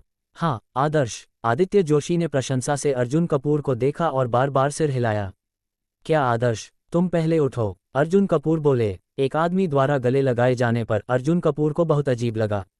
ठीक है, चूंकि आदर्श ने कहा था, आदित्य जोशी तुरंत खड़ा हो गया और अपने कपड़े चीक किए। नमस्ते आदर्श, मैं आदित्य जोशी हूँ, जोशी परिवार का प्रत्यक्ष वंशज। मैं आपकी बहुत प्रशंसा करता हूँ और आपका छोटा भाई बनना चाहता हूँ। मुझे उम्मीद है कि आप मना नहीं करेंगे। आदित्य जोशी गंभीरता से बोले। मेरा छोटा भाई बनने के लिए, अगर मुझे सही से याद है, तो तुम्हें चेतना के साथ होना चाहिए, है ना? अर्जुन कपूर बोले। उन्होंने अभी इस आदित्य जोशी और चेतना को एक साथ देखा था। वह आदर्श, मुझे पहले चेतना ग्रीन टी गर्ल ने मूर्ख बनाया था, इसलिए मैं महान व्यक्ति को नहीं पहचान सका और आपको आदर्श को नाराज कर दिया। मैं वास्तव में माफ़ी चाहता हूँ। आदित्य जोशी ने अर्जुन कपूर को झुककर माफ़ी मांगी। कृपया मुझे अपने छोटे भाई के रूप में स्वीकार करें, आदित्य जोशी ने ईमानदारी से कहा। ये दृश्य देखकर उनके बगल में राणा प्रताप की आदित्य जोशी के बारे में राय और भी ऊंची हो गई। इस बच्चे की अच्छी दृष्टि है। अब वह जानता है कि मिस्टर कपूर के करीब कैसे जाना है। उसकी अच्छी दृष्टि है। मेरा छोटा भाई बनना, मेरी फिलहाल छोटे भाई स्वीकार करने की कोई योजना नहीं है। अर्जुन कपूर ने मना कर दिया। मैं इस आदित्य जोशी को नहीं जानता। वह भी चेतना के साथ था और वह अमीर जोशी परिवार का प्रत्यक्ष सदस्य भी है। ऐसा व्यक्ति अचानक उसका छोटा भाई बनना चाहता है। कौन जानता है कि उसका क्या उद्देश्य है और वह क्या सोच रहा है। अर्जुन कपूर द्वारा अस्वीकार किए जाने पर आदित्य जोशी अचानक मुरझा गया और उसे बहुत खोया हुआ महसूस हुआ। अर्जुन कपूर और राणा प्रताप के अलविदा कहने के बाद वे चले गए। मूल स्थान पर केवल व्यथित आदित्य जोशी और राणा प्रताप ही बचे थे। आदित्य जोशी की हालत देखकर राणा प्रताप मदद नहीं कर सके, लेकिन बोले, बच्चे, तुम्हारी अच्छी दृष्टि है और तुम जानते हो कि मिस्टर कपूर के करीब कैसे जाना है, लेकिन तुम उनके छोटे भाई बनना चाहते हो, लेकिन तुम सिर्फ कहते हो, बिना किसी कार्रवाई या अभिव्यक्ति के। जब तुम पहले मुझसे मिलने आते थे तो तुम हमेशा हर तरह के महंगे उपहार लाते थे। अब तुम मिस्टर कपूर का छोटा भाई बनना चाहते हो, बस कह दो। दूसरे तुम्हें जोशी परिवार के प्रत्यक्ष वंशज के रूप में सम्मान दे सकते हैं, लेकिन तुम्हारी पहचान मिस्टर कपूर के सामने व्यर्थ है। क्या? राणा प्रताप की बात सुनकर आदित्य जोशी को अचानक एहसास हुआ कि वह समझ गया है। वास्तव में वह उसका छोटा भाई बनना चाहता था, लेकिन उसने सिर्फ कहा, उसे क्यों सहमत होना चाहिए। उसे कुछ ऐसा करना होगा जिससे आदर्श की स्वीकृति मिले और आदर्श उसे स्वीकार करेंगे। धन्यवाद मिस्टर राणा प्रताप, मुझे याद दिलाने के लिए धन्यवाद। आदित्य जोशी राणा प्रताप को झुककर नमस्कार किया और फिर खुशी से चला गया। चूंकि आदर्श और कपूर परिवार के बीच संघर्ष है, आदित्य जोशी जानता है कि उसे क्या करना चाहिए। इस बच्चे का भविष्य है, राणा प्रताप धीरे से बोले। दूसरी तरफ चेतना भी कपूर परिवार लौट आई। कपूर परिवार के अन्य लोगों से मदद मांगना चाहती थी, लेकिन चेतना को इस बार भी दादा कपूर नहीं मिले। चाचा, दादाजी कहाँ हैं? मैं कई बार आ चुकी हूँ, दादाजी यहाँ क्यों नहीं हैं? चेतना ने कपूर परिवार के एक थोड़े मोटे मध्यम आयु वर्ग के व्यक्ति से भ्रमित होकर पूछा। थोड़े मोटे मध्यम आयु वर्ग के व्यक्ति का नाम सार्थक कपूर है। दादा कपूर के चौथे बेटे, कपूर परिवार के प्रमुख व्यक्तियों में से एक हैं और दादा कपूर के बहुत प्रिय हैं। ओह, तुम्हारे दादाजी और तुम्हारे चाचा शहर से बाहर व्यवसाय के लिए गए हैं और उन्हें वापस आने में शायद कुछ दिन लगेंगे, सार्थक कपूर ने कहा। शहर से बाहर? चेतना थोड़ी निराश हुई। वैसे चेतना ने देखा कि तुम्हें कुछ काम है, क्या बात है? सार्थक कपूर ने पूछा। ओह चाचा, मैं अभी अर्जुन कपूर से फिर मिली थी और मैं उसे अनुशासित करना चाहती थी, लेकिन उसने मुझे थप्पड़ मार दिया। चेतना ने शर्मिंदगी से कहा। वह कमीना अर्जुन कपूर फिर से? सार्थक कपूर का चेहरा काला पड़ गया। ऐसा करो चेतना, तुम साहिल कपूर को ढूंढो और उसे आगे आने और तुम्हें अपना गुस्सा निकालने में मदद करने के लिए कहो। वैसे साहिल कपूर को अर्जुन कपूर को कड़ी सजा देने दो और अर्जुन कपूर को रेड्डी परिवार की युवती से शादी करने के लिए वापस जाने दो। सार्थक कपूर बोले। साहिल कपूर सार्थक कपूर का सबसे बड़ा बेटा, कपूर परिवार की युवा पीढ़ी में सबसे अच्छा है। कपूर परिवार के 10 से अधिक युवाओं में वह शीर्ष कुछ में शुमार होता है। साहिल कपूर लंबा और मजबूत है, लगभग 1.9 मीटर लंबा है और उसके पास अच्छे कौशल हैं। वह वर्तमान में मुंबई में एक भूमिगत बल के नेताओं में से एक है। उसके अधीन लगभग 100 छोटे भाई हैं और वह बहुत अच्छा कर रहा है। भाई साहिल कपूर को आगे आने दें। अपनी चौथी चाचा की बात सुनकर चेतना अचानक उत्साहित हो गई। तुम और साहिल कपूर, अर्जुन कपूर, छोटे जानवर की समस्या को जल्द से जल्द हल करने की कोशिश करो। जब तुम्हारे दादाजी कुछ दिनों में वापस आ जाएंगे तो उन्हें एक आश्चर्य देना। सार्थक कपूर बोले। बेशक, उसका मुख्य उद्देश्य अपने बेटे को इस मामले में अपना चेहरा दिखाने और बुरे आदमी का सम्मान जीतने देना है। सार्थक कपूर को अपने बेटे के तरीकों पर पूरा भरोसा था। अपने बेटे की क्षमता के साथ अर्जुन कपूर को सबक सिखाना एक आयामी कमी का हमला होगा। ठीक है चौथे चाचा, मैं इसे याद रखूंगी। चेतना ने सिर हिलाया। अगर भाई साहिल कपूर सामने आए तो अर्जुन कपूर शायद डर से मूर्ख बन जाएगा। उसके बाद चेतना उत्साह से चली गई और अपने चचेरे भाई साहिल कपूर को खोजने गई। 20 मिनट बाद अर्जुन कपूर गंगा व्यू मंडप पहुंचे। आज अंबानी समूह के सबसे बड़े शेयरधारक अजय शर्मा ने अर्जुन कपूर को गंगा व्यू मंडप के एक निजी कमरे में रात के खाने के लिए आमंत्रित किया। जब अर्जुन कपूर पहुंचे तो अजय शर्मा और उनके विश्वासपात्र आदित्य जोशी, जो अब अंबानी समूह के अध्यक्ष हैं, पहले से ही वहां इंतजार कर रहे थे। दोनों पक्ष एक दूसरे को जान गए और अजय शर्मा सीधे मुद्दे पर आ गए। मिस्टर कपूर, क्या आप जानते हैं कि आपने विक्रम सिंह को नाराज कर दिया है? विक्रम सिंह को नाराज कर दिया? अर्जुन कपूर ने अपनी भौहें उठाईं। वह वास्तव में यह नहीं जानता था। अजय शर्मा ने आदित्य जोशी को अर्जुन कपूर को पूरी कहानी बताने के लिए कहा। आज सुबह विक्रम सिंह मुझसे मिलने आए और मुझसे कहा कि वह आपके साथ मिलकर आपसे निपटना चाहते हैं मिस्टर कपूर। अजय शर्मा ने कहा। वह चाहते थे कि मैं उनके साथ मिलकर आपको कंपनी से बाहर निकाल दूं। सच में? मिस्टर शर्मा की क्या योजना है? अर्जुन कपूर ने वापस पूछा। अजय शर्मा अचानक मेरे पास आए और स्वेच्छा से मुझे इस मामले के बारे में बताया। उनका निश्चित रूप से कोई और इरादा था। हा, मिस्टर कपूर वास्तव में एक चतुर व्यक्ति हैं। अजय शर्मा हंसे। मेरे वास्तव में अन्य विचार हैं। विक्रम सिंह और मैं हमेशा से ही आपस में नहीं बनती है। विक्रम सिंह के साथ काम करने के बजाय मैं मिस्टर कपूर के साथ काम करना पसंद करूंगा। लेकिन आधी बात कहने के बाद अजय शर्मा अचानक रुक गए और अर्जुन कपूर को अर्थपूर्ण ढंग से देखा। चैप्टर 30। लेकिन क्या? अर्जुन कपूर अपनी राय व्यक्त करने की जल्दी में नहीं थे। वह विक्रम सिंह उससे निपटना चाहता था और उसे कंपनी से बाहर निकालना चाहता था। अगर यह सच होता तो वह उसे बिल्कुल नहीं छोड़ता। अर्जुन कपूर दयालु व्यक्ति नहीं थे जो दूसरों द्वारा सताए जाएंगे। लेकिन अभी अजय शर्मा ने सिर्फ इतना कहा और अर्जुन कपूर अजय शर्मा के इरादे से पूरी तरह वाकिफ नहीं थे। तभी सिस्टम की आवाज आई। डिंग। अस्थायी कार्य जारी। विक्रम सिंह पर पलटवार करें, उसे अपनी ही दवा का स्वाद चखाएं। विक्रम सिंह को अंबानी समूह के निर्णय लेने के स्तर से बाहर निकालें और उसे अपने पैरों पर ही कुल्हाड़ी मारने दें। कार्य इनाम शीर्ष वित्तीय प्रबंधन क्षमता। कार्य इनाम 53 अनुभव अंक। क्या? सिस्टम इनाम को देखकर अर्जुन कपूर बहुत खुश हुए। हे भगवान, सिस्टम वास्तव में उपयोगकर्ता के अनुकूल है। पहले मुझे थोड़ा अफसोस हो रहा था क्योंकि मैं किसी भी कौशल चयन कार्ड में से केवल एक कौशल चुन सकता था और मैं शीर्ष वित्तीय प्रबंधन कौशल प्राप्त नहीं कर सका। उन्होंने अभी प्रार्थना की थी कि सिस्टम बाद में शीर्ष वित्तीय प्रबंधन कौशल दिखाएगा। अनपेक्षित रूप से आज सिस्टम ने शीर्ष वित्तीय प्रबंधन कौशल दिखाया जिसकी मैं उम्मीद कर रहा था। सिस्टम वास्तव में बहुत अच्छा है। अब अर्जुन कपूर के लिए विक्रम सिंह को जाने देना और भी असंभव है।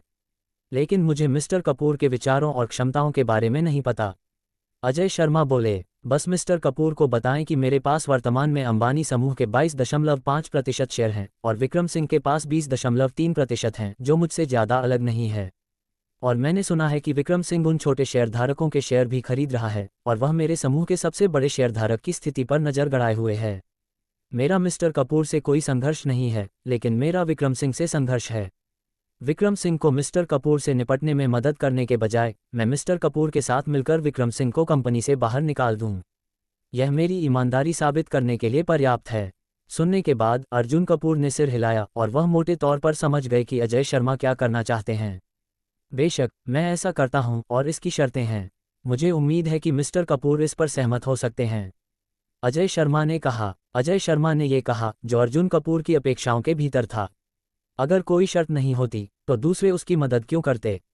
कहिए, अर्जुन कपूर बोले। मिस्टर कपूर और मैं मिलकर विक्रम सिंह को कंपनी से बाहर निकालने के बाद मैं विक्रम सिंह के सभी विश्वासपात्रों को भी निकाल दूंगा। उस समय विक्रम सिंह और उनके विश्वासपात्रों के पद कंपनी में खाली हो जाएंगे और मैं अपने लोगों को पदभार संभालने के लिए व्यवस्थित करूंगा। अजय शर्मा सीधे मुद्दे पर आ गए। विक्रम सिंह का विश्वासपात्र बनने के लिए आपको अंबानी समूह का एक वरिष्ठ कार्यकारी होना चाहिए। अजय शर्मा का इरादा इस अवसर का लाभ उठाकर इन सभी महत्वपूर्ण पदों को अपने विश्वासपात्रों में रखने का है ताकि अंबानी समूह को नियंत्रित करना आसान हो सके। उस समय मुझे उम्मीद है कि मिस्टर कपूर बोर्ड की बैठक में मेरा समर्थन कर सकते हैं। मैं सहमत हूं। अर्जुन कपूर ने सिर हिलाया। अर्जुन कपूर खुद इन पदों में बिल्कुल भी दिलचस्पी नहीं रखते थे। भले ही अजय शर्मा ने यह नहीं कहा होता, अर्जुन कपूर हस्तक्षेप नहीं करते। मिस्टर कपूर वास्तव में स्पष्टवादी हैं। अजय शर्मा बहुत खुश हुए और अर्जुन कपूर से हाथ मिलाने के लिए स्वेच्छा से खड़े हो गए। ठीक है, खुशी से सहयोग। अर्जुन कपूर भी खड़े हो गए। दोनों पक्षों में समझौता हो गया। भोजन समाप्त करने के बाद अर्जुन कपूर चले गए। रास्ते में अर्जुन कपूर ने किसी भी अप्रिय घटना से बचने के लिए एक बैकअप योजना बनाने की योजना बनाई। इसके बारे में सोचते हुए अर्जुन कपूर ने अपना मोबाइल फ़ोन निकाला और एक कॉल किया। दूसरी तरफ स्वाद रेस्टोरेंट के मालिक राजेश खन्ना ने अपने सामने बैठे दो मध्यम आयु वर्ग के पुरुषों को उदास चेहरे से देखा। ये दोनों मध्यम आयु वर्ग के पुरुष वे दो लोग थे जिन्हें उन्होंने कल गंगा व्यू मंडप में गड़बड़ करने के लिए भेजा था। कल कोई खबर नहीं थी और राजेश खन्ना ने सोचा कि कुछ गड़बड़ हो गई है। नतीजतन जब उन्होंने पूछा तो पता चला कि ये दोनों लोग और उनके द्वारा भेजे गए अंगरक्षक गंगा व्यू मंडप के नए मालिक द्वारा पुलिस स्टेशन भेज दिए गए थे। उन्होंने अपने संबंधों का इस्तेमाल किया और आखिरकार इन लोगों को बाहर निकाला। तुम लोग क्या करते हो? तुम इतनी छोटी सी बात भी नहीं कर सकते? राजेश खन्ना ने गुस्से से कई बेकार अधीनस्थों से सवाल किया। बॉस राजेश खन्ना, हम कुछ नहीं कर सकते। क्या आप नहीं जानते कि उस लड़के को बड़े बॉस राणा प्रताप से निमंत्रण पत्र मिला था और वह अभी भी उनके इलाके में है? यहाँ तक कि अगर हम कार्रवाई करते हैं तो भी हम उसका मुकाबला नहीं कर सकते। कई अधीनस्थों ने बेबसी से जवाब दिया। राणा प्रताप से निमंत्रण पत्र? राजेश खन्ना थोड़े अधीर थे। क्या तुम मजाक कर रहे हो? गंगा व्यू मंडप का नया बॉस राणा प्रताप की कृपा पाने की कोशिश कर रहा है। क्या ये सच है? राजेश खन्ना ने सावधानी से पूछा। बेशक ये सच है, गंगा व्यू मंडप के लॉबी मैनेजर ने खुद कहा था, अधीनस्थ ने कहा। क्या गंगा व्यू मंडप के लॉबी मैनेजर ने ये कहा? राजेश खन्ना ने गहरा संदेह व्यक्त किया। क्या होगा अगर वे तुम्हें डराने के लिए राणा प्रताप के नाम का इस्तेमाल कर रहे हों? क्या तुमने राणा प्रताप के आदमियों को गंगा व्यू मंडप को निमंत्रण पत्र देते हुए देखा? राजेश खन्ना ने वापस पूछा। ऐसा नहीं है, अधीनस्थ ने अपना सिर हिला दिया। लानत है, तुम हारे हुए लोग दूसरों द्वारा मूर्ख बनाए गए। राजेश खन्ना गुस्से में थे और आगे बढ़कर इन हारे हुए लोगों को बुरी तरह लात मारी। उन्होंने अनुमान लगाया कि राणा प्रताप का निमंत्रण पत्र गंगा व्यू मंडप के नए बॉस का होना चाहिए। अपने अधीनस्थों को डराने के लिए उन्होंने अपने लॉबी मैनेजर से ऐसा कहने के लिए कहा। दूसरी पार्टी राणा प्रताप की प्रतिष्ठा का इस्तेमाल दूसरों को धमकाने के लिए करना चाहती थी। जाहिर है इन हारे हुए लोगों को मूर्ख बना दिया गया। लेकिन बॉस, क्या होगा अगर यह सच हो? हम जुआ नहीं खेल सकते, अधीनस्थ ने जवाब दिया। राजेश खन्ना शांत हो गए। ये समझ में आता है। अगर यह सच होता, भले ही संभावना 10 में से केवल एक ही क्यों न हो, वे जुआ नहीं खेल सकते। आखिरकार अगर उन्होंने राणा प्रताप जैसे बड़े व्यक्ति को नाराज कर दिया तो वे खत्म हो जाएंगे। चलो मेरे लिए एक कार तैयार करो और फैंकियाओ विला डिस्ट्रिक्ट जाओ। राजेश खन्ना जोर से चिल्लाए। उनके पास एक समर्थक है जिसके कारण वह आज इस मुकाम पर पहुंचे हैं। अब इस स्थिति का सामना करते हुए राजेश खन्ना के पास अपने समर्थक शेरगिल इंडस्ट्रियल ग्रुप के अध्यक्ष करण शेरगिल के पास जाने के अलावा कोई विकल्प नहीं है। यह एक बड़ा बॉस है जिसका दर्जा राणा प्रताप से कम नहीं है। ड्राइवर कार तैयार करने गया और राजेश खन्ना ने तिजोरी से एक ब्रोकेड बॉक्स निकाला। उनके चेहरे पर दर्दनाक भाव था। आपको दूसरों से खाली हाथ मदद नहीं मांगनी चाहिए। अगर उन्हें वास्तव में गंगा व्यू मंडप के नए बॉस और राणा प्रताप के बीच संबंधों पर जुआ खेलने की हिम्मत नहीं होती तो वह चेयरमैन करण शेरगिल से नहीं पूछते। जब तक उन्हें चेयरमैन करण शेरगिल का समर्थन मिलेगा वह राणा प्रताप से नहीं डरेंगे। उस समय चेयरमैन करण शेरगिल राणा प्रताप को शामिल कर सकते हैं और उनके लिए गंगाव्यू मंडप के युवा बॉस से निपटना बहुत आसान होगा। कुछ मिनटों बाद राजेश खन्ना सीधे फैंकियाओ विला डिस्ट्रिक्ट गए। एक नया दिन आ गया। सुबह 9 बजे अर्जुन कपूर रवाना हुए और सीधे अंबानी समूह गए। दूसरी तरफ विक्रम सिंह, जो उत्साहित थे, पहले ही अंबानी समूह पहुंच चुके थे। आज वह दिन था जब वह अर्जुन कपूर को कंपनी से बाहर निकालेंगे और श्री संजय देशमुख की आवश्यकताओं को पूरा करेंगे। उन्होंने कल श्री संजय देशमुख से संपर्क किया था और श्री संजय देशमुख ने उनसे वादा किया था कि जब तक वह अर्जुन कपूर को सबक सिखा सकते हैं और अर्जुन कपूर को कंपनी से बाहर निकाल सकते हैं, तब तक वह अंबानी समूह के सबसे बड़े शेयरधारक बनने में उनकी मदद करेंगे। आज वह दिन था जब वह अर्जुन कपूर पर कदम रखेंगे और आसमान छुएंगे। जितना वह इसके बारे में सोचते थे, विक्रम सिंह उतने ही उत्साहित होते जाते थे और उनका शरीर कांपने लगता था।